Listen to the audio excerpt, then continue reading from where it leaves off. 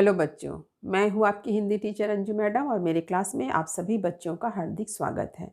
बच्चों, हम लोग कवि सोहनलाल द्विवेदी द्वारा रचित वह जन्मभूमि मेरी शीर्षक कविता को पढ़ लिया है।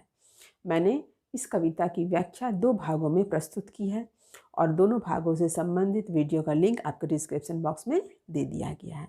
इसके साथ ही साथ मैंने आप लोगों को ये भी बताया था कि मैं कवि का परिचय भी आप लोगों को बतलाऊंगी। उससे संबंधित वीडियो भी मेरे चैनल पर अपलोड हो गया है और लिंक डिस्क्रिप्शन बॉक्स में दे दिया गया है। आज मैं वह जन्मभूमि मेरी शीर्षक कविता का केंद्रीय भाव लेकर मैं आपके समक्ष उपस्थित हूँ। इसे आप उद्देश्य भी समझ सकते हैं, क्योंकि जब परीक्षा में उद्देश्य पूछा जाएगा तो आप इसी बात को वहाँ पर लिखेंगे। यानी आज का यह वीडियो जो है बहुत महत्वपूर्ण हो जाता है, क्योंकि एक ही वीडियो में आपको 2 प्रश्न के उत्तर मिल रहे हैं। एक है केंद्रीय भाव और दूसरा है उद्देश्य। खूब ध्यान से सुनिए, खूब मन लगा कर पढ़िए। एक बात मैं आपसे यह कहना चाहती हूँ कि आप सभी अभी छात्र हैं। आपको अभी छात्र धर्म का पालन करना है। छात्र का क्या कर्तव्य होता है कि वो अपनी पढ़ाई पर ध्यान दे, शिक्षा पर ध्यान दे, अपने कर्तव्य को समझे। तो एक छात्र का कर्तव्य क्या है? पढ़ना। अगर वह पढ़ता है तो उससे वह अपने जीवन को अच्छी तरह से संवारने की क्षमता रखता है। किसके द्वारा? शिक्षा के द्वारा। और आप सभी जानते हैं कि आजकल माता पिता अपने बच्चों को खूब पढ़ाना चाहते हैं। वे चाहते हैं कि उसके बच्चे खूब शिक्षित हों, खूब पढ़े लिखें, खूब नाम कमाएं, खूब तरक्की करें। तो माता पिता के इस सपने को पूरा करने के लिए आपको पढ़ना अत्यंत ज़रूरी है। और एक बार अगर समय चला गया तो फिर वापस लौटेगा नहीं। तो समय के मूल्य को पहचानिए और अपनी पढ़ाई पर खूब ध्यान दीजिए और मन लगाकर पढ़िए, ताकि परीक्षा में आपको अच्छे से अच्छे अंक प्राप्त हो और आने वाला समय जो है आपका उज्जवल हो। तो चलिए आरंभ कर रही हूँ आज का यह विषय। वह जन्मभूमि मेरी, सोहनलाल द्विवेदी, केंद्रीय भाव। देखिए, कवि सोहनलाल द्विवेदी द्वारा रचित कविता वह जन्मभूमि मेरी राष्ट्रीय भावना से ओतप्रोत है। कवि ने अपनी कविता में अपनी जन्मभूमि भारत के प्रति अपने हृदय के उद्गार को भी व्यक्त किया है। देखिए, आप लोग ध्यान दीजिए, मैं हमेशा आप लोगों के सामने हर चीज़ को सहज रूप से प्रस्तुत करती हूँ। और सहज कब होता है? जब आप उसको लिखकर प्रस्तुत करते हैं। क्योंकि जो बात मैं कह रही हूँ आप सुन तो जरूर रहे हैं, ऐसा नहीं कि आप सुन नहीं रहे, आप सुनते हैं। लेकिन होता क्या है, जैसे जैसे समय बीतता है मेरी बातें आपके दिमाग से निकलती जाती है। क्योंकि हर बच्चा हर शब्द को तो ग्रहण करता है, लेकिन उस ग्रहण करने के बाद उसे धारण करने की क्षमता हर किसी में एक जैसी नहीं होती है। कोई उसे आजीवन ग्रहण करके रख सकता है और किसी के अंदर वो तुरंत उस बात को भूल भी सकता है। तो अगर कोई बात लिखकर आपके सामने रख दी जाती है तो आपका ध्यान बार बार उस बात पर जाता है और उस बात को याद रख लेते हैं। तो मेरी ये हमेशा कोशिश होती है कि मैं हर बात को आपके सामने लिख कर प्रस्तुत करूं। मेरे लिख देने का ये अर्थ नहीं है कि आप उसी को याद करके परीक्षा में लिख दें। आप उसको भी याद करके लिख सकते हैं, लेकिन यदि आप स्वयं से कोशिश करके मेरी बातों को और अच्छी तरह से प्रस्तुत करेंगे तो आपको और अच्छे अंक प्राप्त होंगे। तो हमेशा अच्छे को सोचना चाहिए ना, हमें आगे बढ़ने की तरफ ध्यान देना चाहिए। तो अच्छा से और अच्छा, तो आप अच्छा से भी अच्छा करते चलें, ये मैं चाहूँगी। तो जो बात मैं यहाँ पर प्रस्तुत कर रही हूँ उसको आप सुनिए, समझिए, फिर अपने से लिखने की चेष्टा भी कीजिए। तो यहाँ पर जो वन जन्मभूमि मेरी कविता है वह राष्ट्रीय भावना से भरी हुई कविता है। यहाँ पर कवि ने अपने मन के उद्गारों को, देश के प्रति जो उनके मन में प्रेम है, जो भावनाएं हैं, उन भावनाओं को यहाँ पर अभिव्यक्त किया है। कवि को अपनी जन्मभूमि भारत पर गर्व है। वे भारत को मातृभूमि अर्थात माता के समान पूजनीय मानते हैं। अपने जन्मभूमि के प्रति प्रेम को अभिव्यक्त करते हुए वे कहते हैं कि मेरे देश के उत्तर में हिमालय है और दक्षिण में सागर है। हिमालय गगनचुंबी है और मेरे देश भारत का मुकुट है तथा सागर की लहरें नित भारत माँ के चरणों को धो रही है।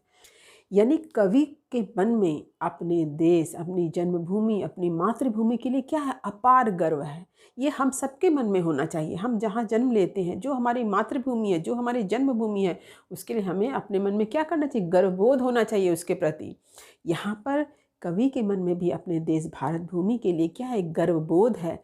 वे उसे मातृभूमि कहते हैं, माता के समान पूजनीय। हम लोग जैसे माँ को हम लोग पूजनीय मानते हैं, माँ सबसे पूज्य होती है, हमारे सबसे करीब होती है, हमारे सबसे निकट होती है। भारत भूमि कवि के लिए माँ के समान ही है। इसके साथ ही साथ अपने देश का बखान करते हुए क्या कहते हैं कि हमारे देश के उत्तर में एक गगनचुंबी हिमालय है, जिसकी ऊंची ऊंची शिखर आसमान को छू रही है।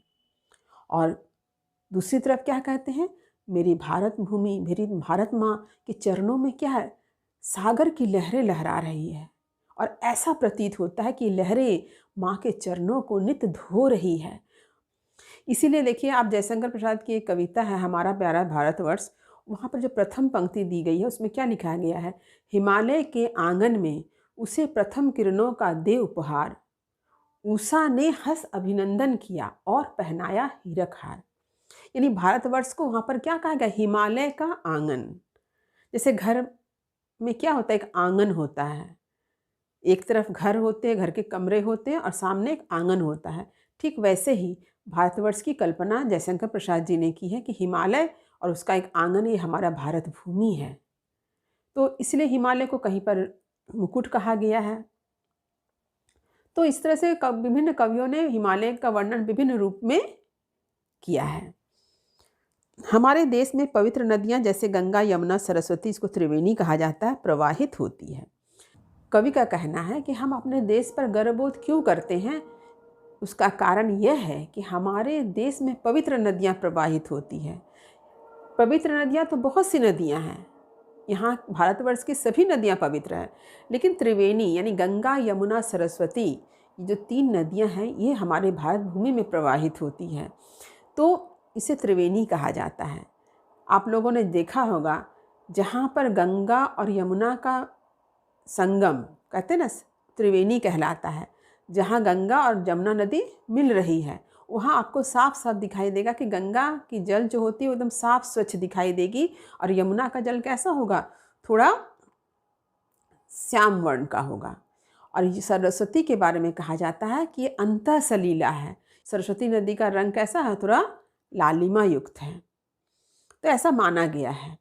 तो ये त्रिवेणी जो है, ये 3 नदियों का जो मेल हमारे देश में ही देखने को मिलता है। अनाज से पूर्ण यह धरती स्वर्ण भूमि है, क्योंकि अन्न बहुमूल्य है सोने की भांति। इसके साथ ही साथ कवि यह बतलाते हैं कि हमारे देश में तरह तरह के अनाज उगाए जाते हैं, अन्न उगाए जाते हैं, जो सोने के समान बहुमूल्य होने के कारण हमारी यह धरती स्वर्ण भूमि भी कहलाती है। अपने देश के लिए मर मिटने वाले शहीदों का बलिदान इस धरती को पुण्य भूमि बनाता है। इसके साथ ही साथ हमारी ये धरती जो है पुण्य भूमि भी कहलाती है, क्योंकि हमारे देश में बहुत सारे वीरों ने, बलिदानियों ने जन्म लिया, जो देश के लिए हंसते हंसते अपने प्राणों को बलिदान कर गए। भारत की प्राकृतिक सुषमा अनुपम व अद्भुत है। अनगिनत झरने पहाड़ियों से प्रभावित होते हैं, चिड़ियों का झाड़ियों में चहचहाना वातावरण को आनंदमय बनाता है। आमों के बागों में कोयल की आवाज़ गूंजती है, मलय पर्वत की हवा बहती है। विविध धर्म, बौद्ध, सिख, जैन का जन्म इसी धरती पर हुआ है, इसलिए यह धर्म भूमि है। हमारे यहाँ कर्म को ही सर्वोपरि माना गया है, इसलिए यह कर्म भूमि है। तो कवि ने भारतवर्ष के जो प्राकृतिक सुषमा है उसका भी वर्णन किया है। इसके साथ ये भी बतलाया है कि हमारे देश में विभिन्न धर्मों का जन्म हुआ है। आप सभी जानते हैं, महात्मा बुद्ध, महावीर जैन, गुरु नानक का जन्म इसी धरती पर हुआ है, जिसमें महात्मा बुद्ध ने बौद्ध धर्म चलाया, महावीर जैन ने जैन धर्म चलाया और गुरु नानक ने सिख धर्म को चलाया है।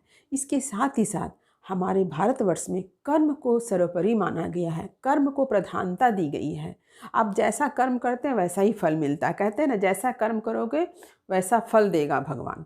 यानी कर्म को यहाँ पर विशेष महत्व दिए जाने के कारण, यानी कर्तव्य को, कर्म अर्थात कर्तव्य को महत्व दिए जाने के कारण यह भारत भूमि कर्म भूमि भी कहलाती है।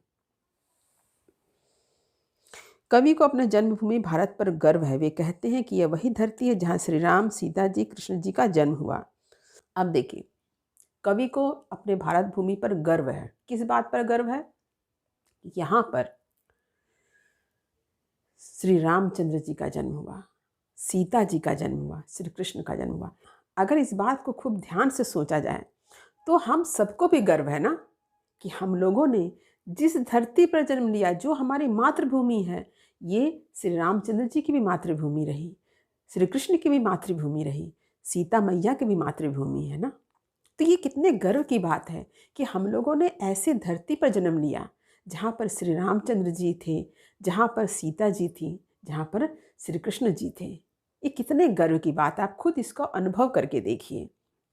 श्री कृष्ण ने एक तरफ बांसुरी की धुन से सबको आनंदित किया और साथ ही कुरुक्षेत्र के मैदान में अर्जुन को श्रीमद् भागवत गीता का उपदेश या ज्ञान दिया। ये कितनी बड़ी बात है कि श्री कृष्ण के बारे में कहा जा रहा है कि एक तरफ उन्होंने बांसुरी से सबको आनंद प्रदान किया, ठीक दूसरी तरफ उन्होंने कर्म का उपदेश भी दिया। और ये कर्म का उपदेश कहाँ मिलता है हमें? श्रीमद् भागवत गीता में। महाभारत के युद्ध में, कुरुक्षेत्र के मैदान में श्री कृष्ण ने अर्जुन को श्रीमद् भागवत गीता का उपदेश दिया। बौद्ध धर्म के प्रवर्तक महात्मा बुद्ध, जिनके बचपन का नाम गौतम था, उनका भी जन्म इसी धरती पर हुआ। उनके सत्य अहिंसा के सिद्धांत ने समस्त संसार का मार्गदर्शन किया। और ये भी कितने गर्व की बात है कि हम जिस धरती पर रह रहे हैं, जिस धरती पर हम जन्म लिए, उसी धरती पर महात्मा बुद्ध ने जन्म लिया था, जिन्होंने सत्य और अहिंसा के सिद्धांत को पूरे विश्व में फैलाया। बौद्ध धर्म का प्रचार विश्व के विभिन्न देशों में हुआ। तो ये बहुत बड़ी बात थी। और इस प्रकार उन्होंने पूरे संसार का मार्गदर्शन किया। किस आधार पर? सत्य और अहिंसा के आधार पर, सत्य और अहिंसा के ज्ञान के आधार पर। कवि ने यह भी बतलाया है कि इसी धरती पर महान युद्ध लड़े गए जो धर्म व सत्य के लिए थे, इसीलिए यह धरती युद्ध भूमि भी है। और देखिए, ध्यान दीजिए, भारत भूमि को युद्ध भूमि भी कहा गया है क्योंकि इस धरती पर बहुत से युद्ध लड़े गए। राम रावण का भी युद्ध, कौरव पांडव का युद्ध। ये दोनों युद्ध किस लिए थे?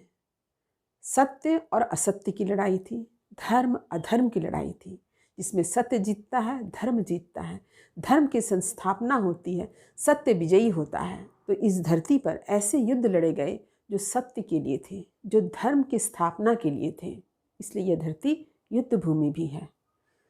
और महान तपस्वी बुद्ध का जन्म इसी धरती पर हुआ, इसलिए भारत बुद्ध भूमि है। इस प्रकार कवि ने अपने देश के प्रति प्रेम श्रद्धा को अभिव्यक्त किया है। भारतवर्ष में महात्मा बुद्ध का जन्म होने के कारण यह धरती बुद्ध भूमि भी कहलाई। तो इस प्रकार कवि ने अपनी जन्मभूमि, मातृभूमि भारतवर्ष के लिए अपने हृदय के उद्गारों को व्यक्त किया है, अपने हृदय के प्रेम और श्रद्धा को शब्दों के माध्यम से, कविता के माध्यम से अभिव्यक्त किया है। तो उम्मीद करती हूँ कि आज का ये विषय आपको अच्छी तरह से समझ में आ गया होगा। यदि कहीं कुछ समझने में दिक्कत हो तो मुझे कमेंट अवश्य करें, मैं आपके हर प्रश्न का जवाब अवश्य दूंगी। वीडियो को लाइक करें, सभी पढ़ने वाले विद्यार्थियों में इसे शेयर भी जरूर करें। जो बच्चे मेरे चैनल पर नए हैं वे चैनल को सब्सक्राइब करना ना भूलें, ताकि हर नए वीडियो का नोटिफिकेशन उन्हें समय समय पर मिल सके। तब तक पढ़ते रहिए, जीवन में आगे बढ़ते रहिए। मेरी शुभकामनाएं आप सभी बच्चों के साथ है। धन्यवाद।